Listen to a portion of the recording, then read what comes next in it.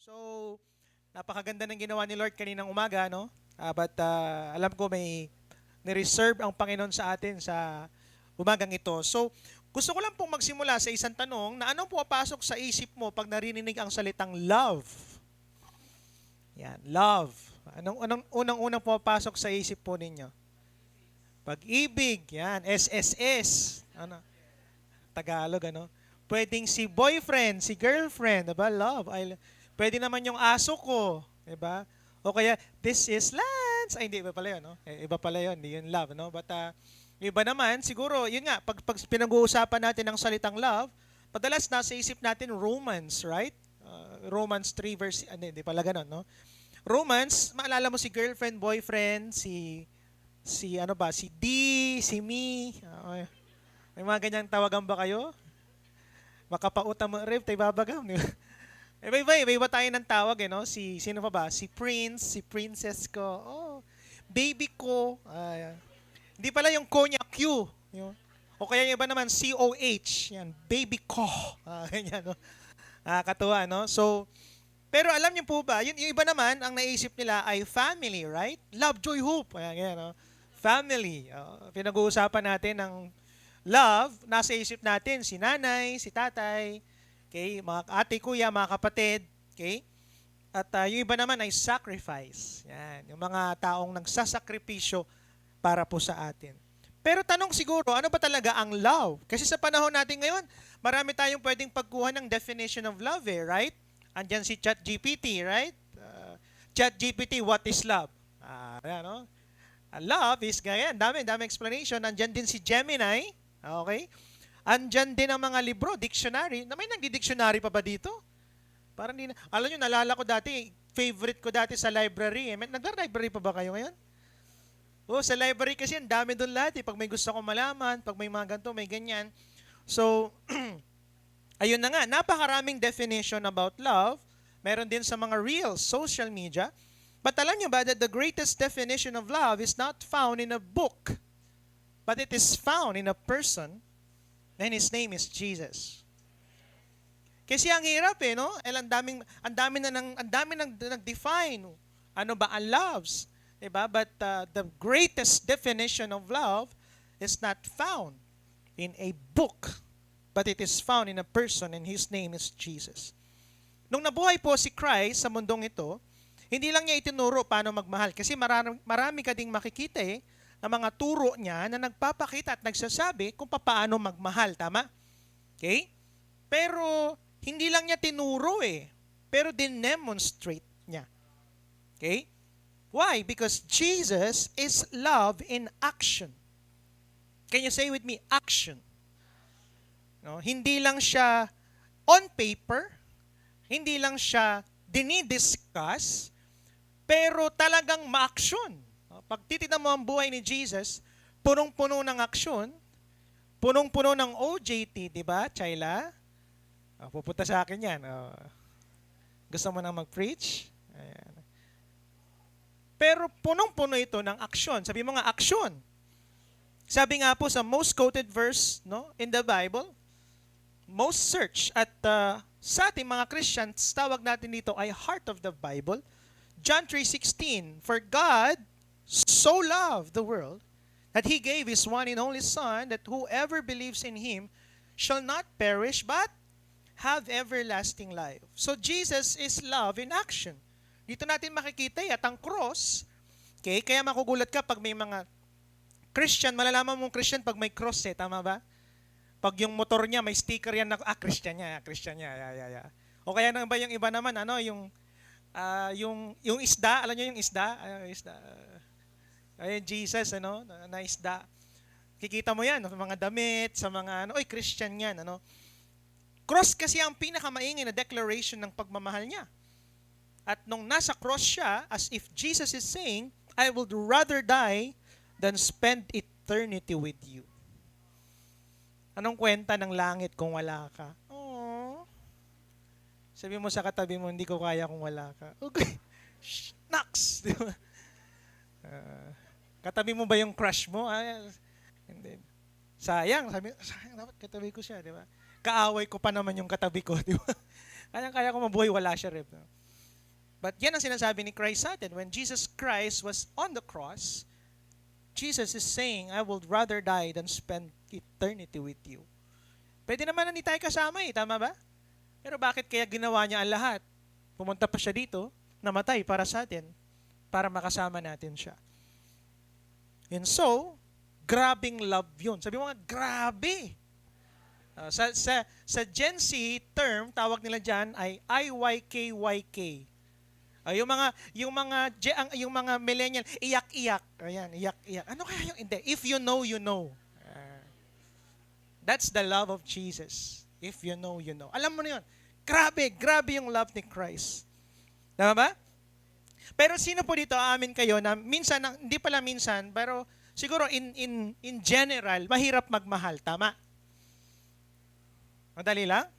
Mahirap magmahal. Ang human tendency po, lahat tayo, meron laging automatic response na magmahal kapag nakatanggap tayo ng pagmamahal. Pag naramdaman mong mahal ka, magbibigay ka rin ng love. Kapag na-experience mo yung love, magbibigay ka din ng love. Pero ang problema kasi sa ganong klaseng pagmamahal, papaano kung hindi mo na maramdaman in return yung pagmamahal? Tama? O paano kung wala ka nang na-receive na love? Diba? Sabi ko nga sa inyo, automatic what we receive, we give. So ibig sabihin, pag hindi ka nakatanggap ng love, automatically hindi ka na rin magbibigay ng love.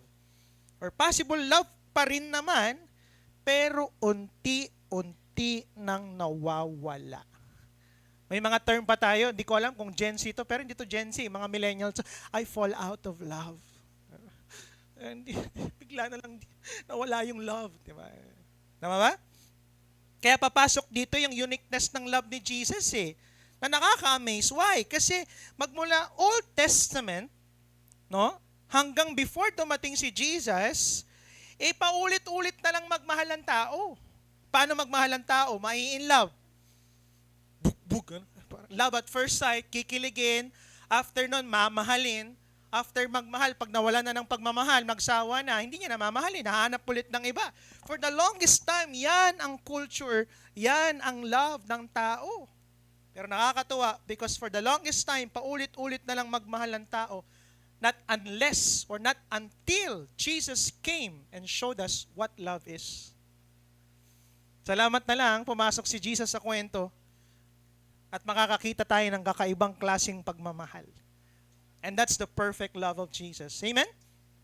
Kaya naman po today, let's define love hindi po sa dictionary. Let's define love hindi po sa experience, hindi po sa libro, but let's define love through Jesus.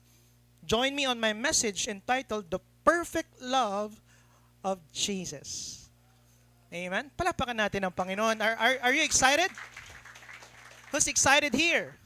Maybe some of you here, you're longing for love. Darating yung aking magmamahal sa akin. Magkanta naman ako. Mga ganyan, di ba? Mukha naman akong Koreano, di ba? Koreano. O siya, ganun, di ba? Bakit kaya wala nagmamahal sa akin? Or maybe you're asking, parang kulang yung love na nare-receive ko sa mister ko, sa misis ko, di ba? But today, gusto ko malaman mo, walang problema sa love ng tao. Bakit? Sabihin ko sa inyo, kahit anong gawin natin, laging kulang ang love ng tao. But I'm here to share with you the perfect love of Jesus. Let's pray. Lord, we thank you sa oras pong ito, God. Very successful ang prayer and fasting week. Tapos na po ang unang taon o unang part ng taon. Papunta na kami sa second part. Ngunit salamat, Panginoon, sa oras na ito kasi hindi mo kami iniwan. At whatever, Lord, yung pinagdadaanan namin, iba-iba kami ng seasons, God. Meron siguro dito, nasa problems, nasa middle, o meron sa amin, tapos na. Pero salamat, Panginoon, kasi uupo kami ngayon makikinig at mai-experience namin at masisilip namin anong klaseng magmahal meron ka. Ma-experience namin at ma-share namin sa iba. Lord, bless this word into our hearts. In Jesus' name, everybody says, Amen. So come and say the perfect love of Jesus. Ayan. O, ganito na lang. Pwede bang sabihin mo yan sa katabi mo in a very perfect way? Paano ba? Bahala ka. The perfect. Ganun, bahala kayo. Kung love, Jesus. Ganun. Yeah, pakinggan niyo yung sinasabi ni Ate Mitch. Yan. Ganyan ang perfect. Ano? Hindi, biro lang. No? Tama ba?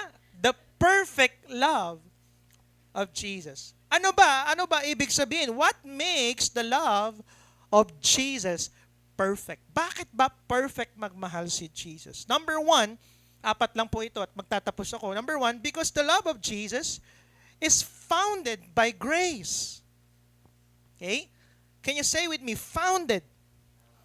So ang love ni Christ ay nakaangkla, foundation ay grace. Sino po naniniwala dito na madalas dito yung love natin was founded by emotion, right? Bakit mo naging asawa yan? Bakit mo naging boyfriend, girlfriend yan? Kasi na-in-love ka sa kanya eh. Tama ba? Tama ba? Ikaw na ba si Mr. Right? Mga ganyan-ganyan, di ba? Na-in-love ka. Ang ganda mo, di ba? Para kang anghel sa lupa, di ba? May mga ganun, di ba? Na ano tayo, kinikilig tayo, parang, ano pa ba yung mga, basura ka ba? Ay, may mga ganun, di ba? Grabe naman yun, sa dami ng example, basura pa, no? So Ephesians chapter 2, verse 4 to 8, but because of His great love for us, God, who is rich in mercy, made us alive with Christ, even when we were dead in transgressions. It is by grace you have been saved. For it is by grace you have been saved through faith, and this is not from yourself. It is the gift of God. So yung foundation ng love ni Jesus ay hindi founded sa emotion. Okay? Nakaangkla ito sa grace. Can you say with me, grace? What is grace? Ano ba ang grace? Naririnig natin ang grace pero ano ba ang grace? Ang grace is receiving something or someone we don't deserve. Pag may bagay sa buhay mo na feeling mo hindi mo deserve, tawag doon grace. Yung iba tawag nila doon, di ba nakakita na ba kayo ng mag-asawa? Tapos parang swerte-swerte nung lalaki. Yung mga gano'n, yung parang hindi niya deserve eh. O yung iba sabi na doon, malas, swerte.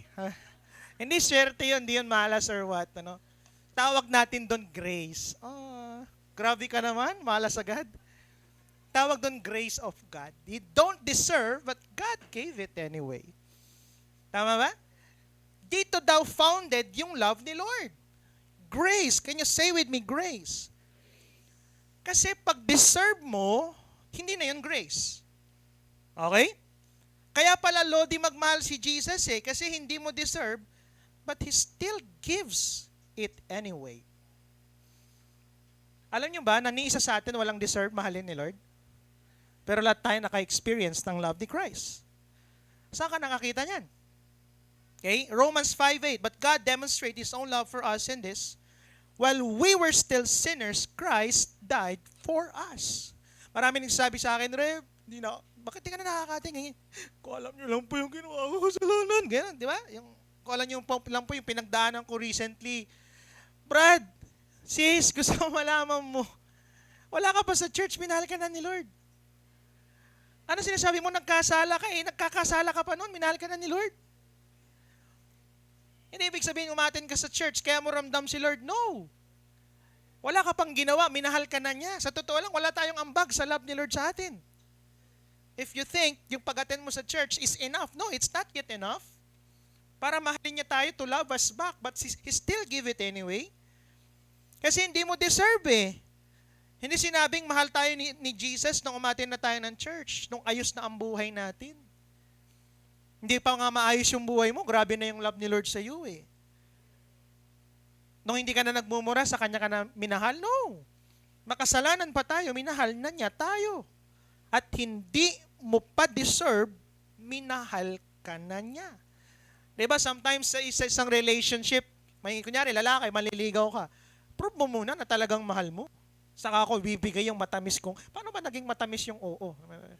Hindi ko alam, paano ba naging matamis yun? Diba? Yung hindi kasi may mga chocolates, tama ba? Tamis mong oo. Diba? You need to prove eh. Prove mo eh. At minsan, nakala natin ganun si Lord eh. Kaya anong ginagawa mo? You prove eh. Magbabagong buhay ka, ayusin mo, ating ka ng church just to experience the love of Jesus. Brad, gusto ko malaman mo, wala ka bang ginagawa. You don't need something or you don't need to do something just to deserve the love of Christ. Wala ka pang ginagawa, minahal ka na ni Lord. Past tense yun ha. Past tense, present tense, and future tense. Mahal ka ni Jesus. Sabihin mo nga sa katabi mo, mahal ka ni Jesus. Mamaya mo na sabihin yung mahal din kita, ha? After ng service, okay? Di ba? Kung yung iba sinasabi sa'yo, magbago ka muna, saka kanila mamahalin. May mga ganun di ba? O kalak yun, sige, saka kita tatanggapin pag hindi ka na ganyan, di ba? Minsan ganun merong kung merong, di ba? Pero si Lord wala Regardless kung sino at ano ang past mo, mahal ka ni Lord. That's the love of Jesus. Palakpakan natin si Jesus. Woo! Grabe. Number 2, what makes the love of Jesus so perfect? The love of Jesus is marked by humility. Diba? Hindi ang mark ng love yung iba kasi ang mark ng love nila chocolates. Ano pa ba? Marami iba't ibang mark Pero si Lord, ang mark ng love niya is humility. You say with me, humility. Philippians 2:5-8, in your relationships with one another, makinig kayo sabi niya, sa pakikipagrelasyon niyo daw sa isa't isa bilang mga tao, ano daw ang nasa isip natin? Have the same mindset as Christ Jesus. Mindset ba? Mindset daw natin, dapat ganun kay Christ. Anong klase? Who, being in very nature of God, did not consider equality with God something to be used to His own advantage. Kasi equal sila Pero hindi niya inisip na equal sila. Anong ginawa niya? Rather, He made Himself nothing by taking the very nature of a servant. Ano po yung nothing sa Tagalog? Wala. Walang kwenta. Unknown, hindi kilala. Taking the very nature of a servant. Katulong. May pinangarap ba maging katulong? Trabaho ang katulong, pero alam ko marami sa naging katulong ngayon, hindi naman nila pangarap yun. Wala tayong choice yun yung kaya Pero si God, pinili niya maging katulong, being made in human likeness, and being found in appearance as a man. Anong ginawa daw? He humbled Himself by becoming obedient to death, even death on a cross. Dinescribe ni Paul si Jesus na iniwan ng langit sa verse na ito. Imagine mo Jesus was the darling of heaven. Para siyang apple of the eye. Para siyang center of attraction ng langit. Di ba sa panahon natin ngayon, gusto natin mag-viral tayo, tama ba? Ano sabi ni Lance? This is Lance. Ginagaya mo na rin. This is John Mark. Tama, John Mark? Somebody told me, di ba? Nanggagaya tayo lahat Gagawin lahat ng tao para alin? Para maging viral Para sumikat Pero si Jesus, ayaw niya ng ganun. Yung hari, naging servant. Yung creator, naging creation. Ipinanganak sa sabsaban. Sino bang may gustong ipanganak sa sabsaban? Ako po, manganganak na si misis ko. Nagpapahinga pa pala si Pastora Jobel, Diba? Niready na namin lahat sa baby. Ang ayos ng damit. Diba, may iba rin siyang sabon. May ibang pabango yan. Tapos paglalapitan mo yan, pambihira. Ang daming mga nalalagay na alcohol. Diba? Ay, sa mga gusto pala pumasyal, pag lumabas si baby, kailangan nyo munang dumaan sa tawag sa ganun yung quarantine muna kayo 14 days. Ayan, meron po kami sa gilid ng bahay. At medyo matagal muna namin di papakita si baby. Okay lang po ba yun? Siguro mga 18 years old. Pag 18 years old yun na. Para safe na siya. Diba? Pero pag bata, ingat na ingat tayo Bakit? Kasi ayaw mo, baka ganito ba? Si Jesus Christ, pinanganak katabi mga baka, mga kambing. So, saan nakakita, darling of heaven, bida sa lahat? May mga nakikita tayo sa online, katulong for a day. Pero content lang yun. Hindi naman talaga nila gusto yun. Si Jesus Christ, hindi niya ginawang content, binuhay niya yun. In a very nature of man, pinanganak sa sabsaban, lumaki sa bahay ng karpintero. Hindi palasyo, naghugas ng maruming paa. Makakita ka nga lang ng maruming paa, hindi mo na kaya. Bang-bangat. Diba? Tama ba? Si Christ, pambira. Kung akala nyo madumi ng paa ngayon, mas madumi noon. Bakit? Wala pa naman silang spalto noon. Imagine mo, tapos yung may mga paa pa doon na, ang tawag sa'yo, mga pasmado. May mga kakilala ko gano'n, yung kakilala ko, yung pinsan ko po, pambira, pag pinas mo yun, parang putik-putik yung paa niya, pag ano yun, ganun sila eh. And just imagine, nung panahon na yun, naghugas siya ng paa nila. Ooh. Tama ba? Kasama ang mga sinners kumain. Di ba? Ano pa? Niyakap, tinanggap, maging ang mga rejected. Yung mga ayaw lapitan ng tao, yun yung mga nilapitan niya. Binuhat ang krus at kasalanang hindi niya deserve. Eh sa akin, bakit? Alam ba't kaya ginawa ni Christ yun? Next. Alam ba, nagpakababa si Jesus para maranasan ang pinagdadaanan mo at masabi sa'yo, naiintindihan kita. Ba't niya ginawa yan? Bakit siya naging mahirap? Para maintindihan ka. Sino po dito sawang-sawa na kayo nagre-renta? Nanghihiram? Na ba? Si Jesus Christ, puro siya hiram. Alam niyo ba? Yung mismong dangking sinakyan niya nung pumasok ng Bethlehem, hiram lang yun eh. Yung pinagkainan nila sa Last Supper, hiniram din yun. Wala naman siyang property. Yung mga bangkang ginagamit niya, humihiram siya eh. Pati yung pagkain na pinarami niya, hiram din yun eh.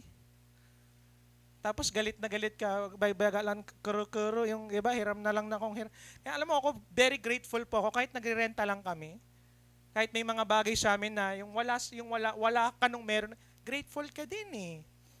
At walang ibang pinaka nakakaintindi sa atin kundi ang Panginoon Diyos. Kasi nabuhay siyang katulad mo. Diba? Anong problema sa atin ngayon? Madalas pataasan tayo, tama ba? Ayaw natin nagpapakumbaba. Pinag-aaralan ko po ang marriage counseling kasi 2 years na po ako nagkakasal. Isa po sa number one one of the most reasons ba't naghihiwalay po ang mga couple or laging nag-uugat ang problema ng relasyon ay self-centeredness. Ako naman, ganyan, di ba? Dapat masaya ako, dapat bigyan mo ako, yun. Kapag ganun yung thinking mo, gugulo ang relasyon. Pero pag ang thinking mo, yung para sa kanya, para sa iba, sabihin ko sa iyo, magiging matagal ang relationship. Yan ang laging problem. Gusto natin tayo lagi pinapakinggan. Pakinggan mo naman ako. Ganyan, di ba? Tayo lagi yung tama, tayo lagi ang bida. Pero may ibahin mo si Jesus. Sa akin, bakit? Pinili niyang maging pinakamali sa lahat para lang maging tama tayo sa harapan ng Diyos. Buli. Sa totoo lang, hindi naman talaga tayo magiging tama eh. Never tayong magiging tama sa harap ng Diyos. Kaya ano sabi ng Bible? Ano sabi ni Jesus Christ nung nasa cross siya? My God, why have you forsaken? Ama ko, bakit mo ako iniwan? Alam mo kung bakit? For the first time, tumalikod ang Ama kay Jesus. Bakit? Ang nakita niya kasalanan eh. Never haharap ang Diyos sa kasalanan. Kasi hindi sila pwedeng magsama. At yun ang sobrang inalaw ni Jesus na siya ang pinakamaging mali sa lahat. Para tayo ngayon ay may karapatang lumapit sa Diyos muli at maging tama. Sabi mo nga sa katabi mo, grabe. Grabe, awa. Pangasinan talaga, ano? Palapakan natin ang love ni Jesus. Number 3, what makes the love of Jesus so perfect is because the love of Jesus is demonstrated by sacrifice. Can you say with me, sacrifice? Kanina, founded by grace. Number 2, marked by humility. Number 3, demonstrated by sacrifice. John 15:13, greater love has no one than this, to lay down one's life for one's friends. Paano mo daw malalaman na matindi na yung pagmamahal mo sa isang tao, ay yung willing ka nang ibigay yung buhay mo para sa kanya. Tama ba?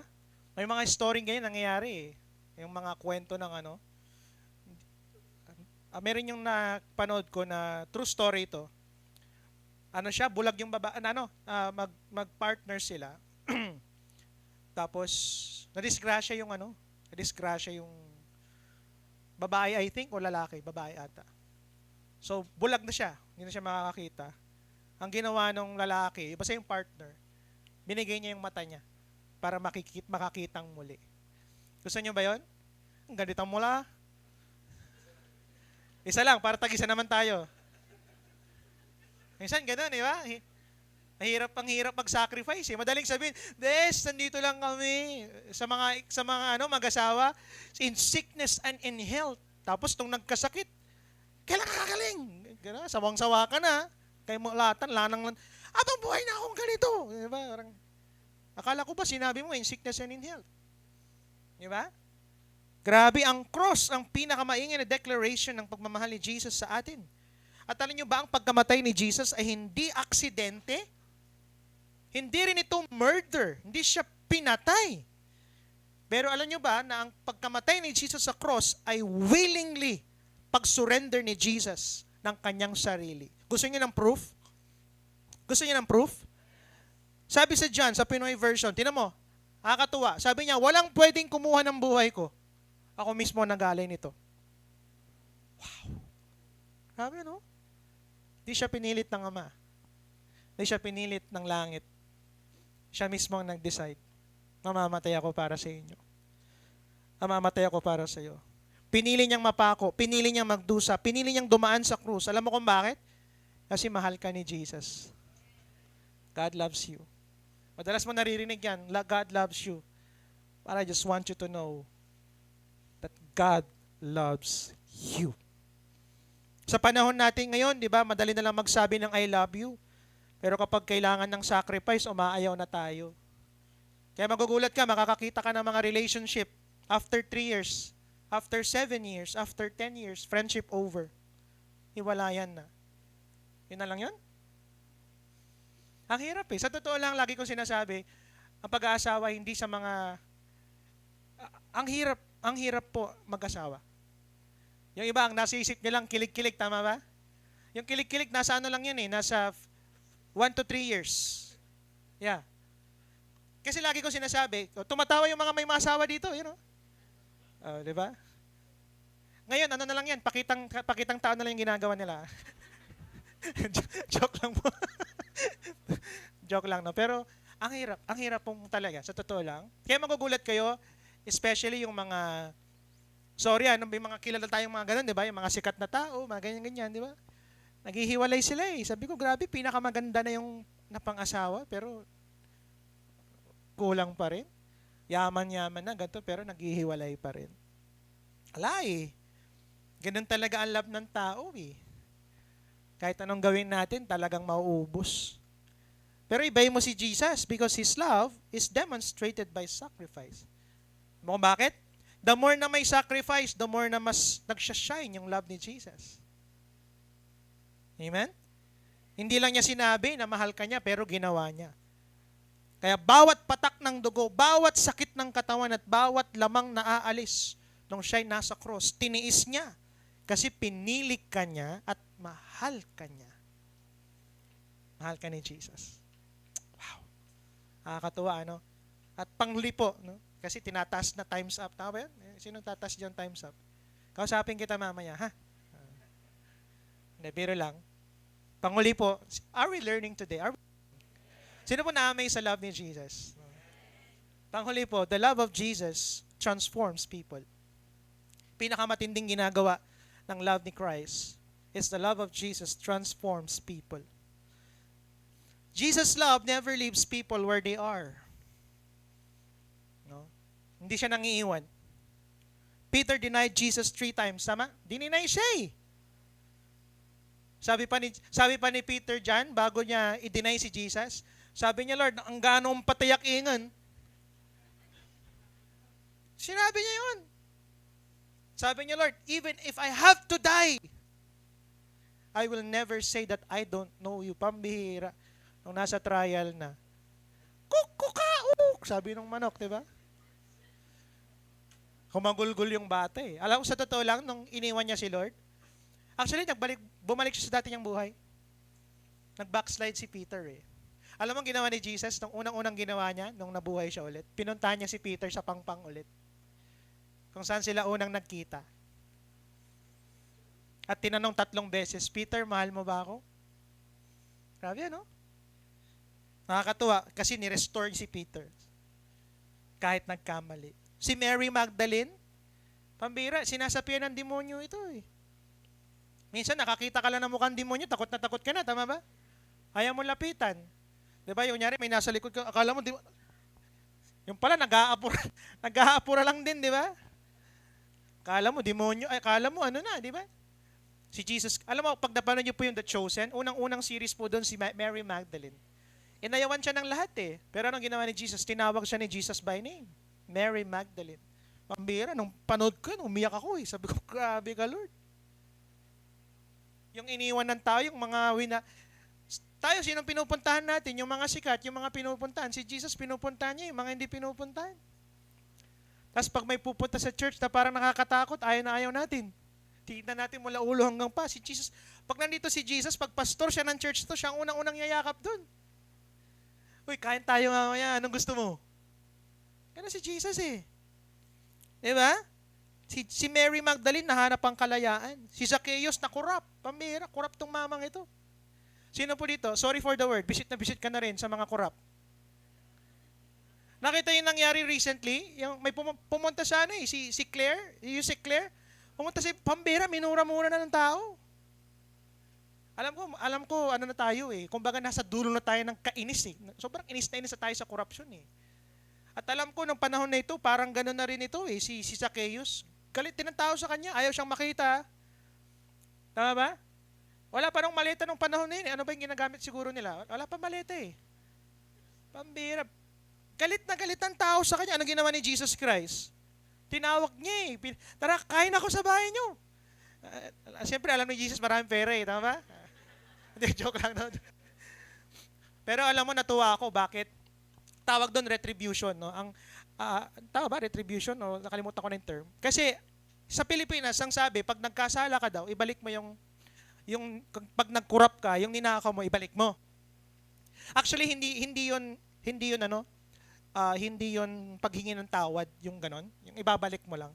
Biblically, para masabi mo na humingi ka talaga ng tawad, kung ano yung ninakaw mo, times 3 ang ibabalik mo. Ganon sila. Ibig sabihin nun, pagpapakita na totoong nagbago ka na at nagsisisi ka sa kasalanang ginawa mo.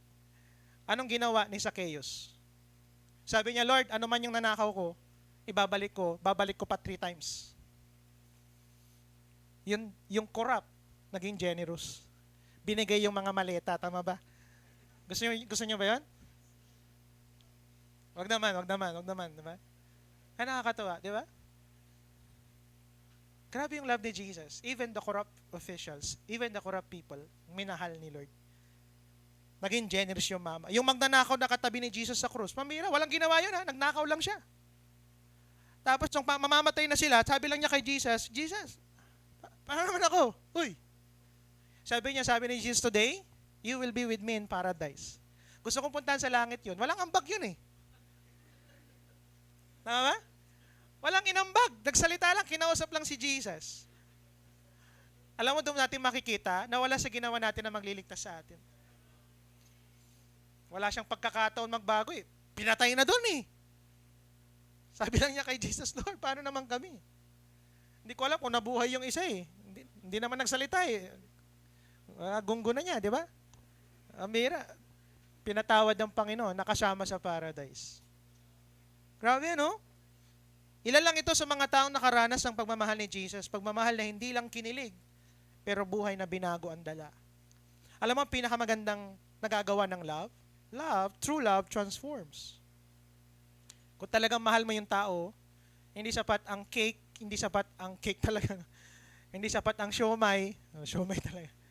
Hindi sapat ang mga regalo or anything. Pinakamagandang regalo mo yung pagbabago ng buhay. Sarap tong ganun, di ba?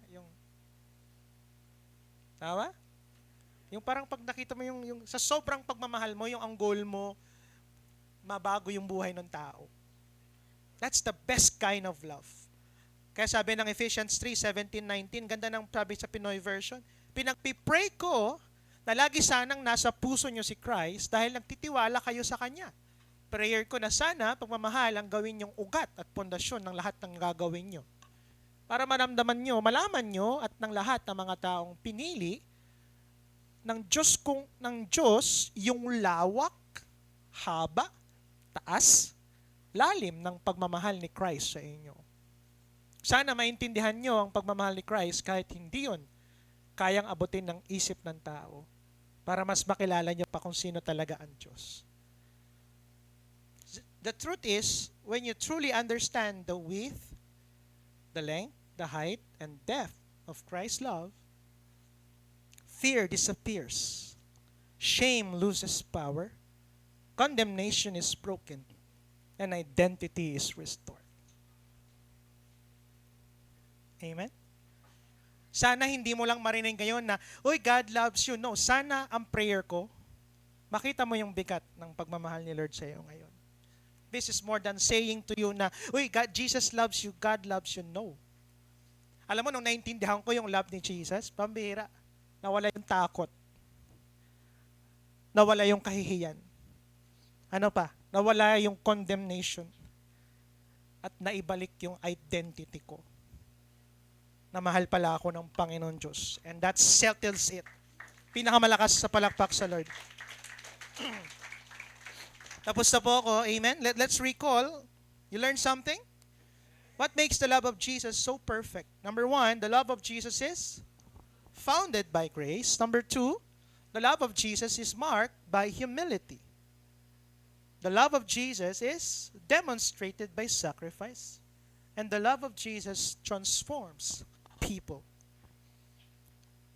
Alam niyo po, ang perfect love ni Jesus ay hindi nakabase sa kung sino tayo, kundi sa kung sino siya. Kahit anong pilit natin gawin po, sa totoo lang, sabihin ko sa inyo, never tayong makukumpleto ng pagmamahal ng tao. Pwede tayong pakiligin. Sino po dito, nung may nakilala kang tao, sobrang kinilig ka, tama ba? Parang ka nasa alapaap. Saya, parang, hindi lang kinilig yung parang, grabe, sarap to.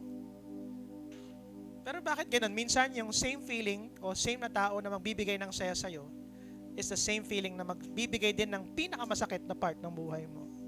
Sakit. Oh. But I have a good news, kasi yung love ni Christ, hindi kanya kayang saktan. Kaya kung akala mo, ang kailangan mo ngayon ay love ng asawa mo, akala mo ang love mo ngayon ay love ng isang tao, ang kailangan mo ay love ni Jesus. Sa krus, nakita natin ang grace na tumanggap sa atin, humility na bumaba para sa atin, sacrifice na nagligtas sa atin at ang love na patuloy na nagbabago sa atin. Kaya alam mo, ang magandang tanong ay, mahal ba ako ni Jesus? Hindi. Sa cross pa lang, pinakita niya na yan eh. Pero siguro magandang tanong ngayon ay, paano ako tutugon sa pag-ibig na natanggap ko sa Panginoon? What should be or could be my response? Kaya nga sabi ko dito, wag lang nating hangaan ng pag-ibig ni Jesus. Tanggapin natin ito, mamuhay tayo rito, at ipakita rin natin ito sa iba. I have a challenge starting today. Wag lang tayong ma-amaze sa love ni Jesus. Mamaya po, as we sing a song, alam ko mararamdaman niyo yung love ni Christ. Pupunuin niya tayo. But sana wag lang tayong magpapuno. Pero mamuhay tayo sa pagmamahal ni Jesus. And let that love overflow and share it to someone. Amen? Because the perfect love of Jesus doesn't just change our eternity. It changes our everyday life. Palakpak po sa Panginoon.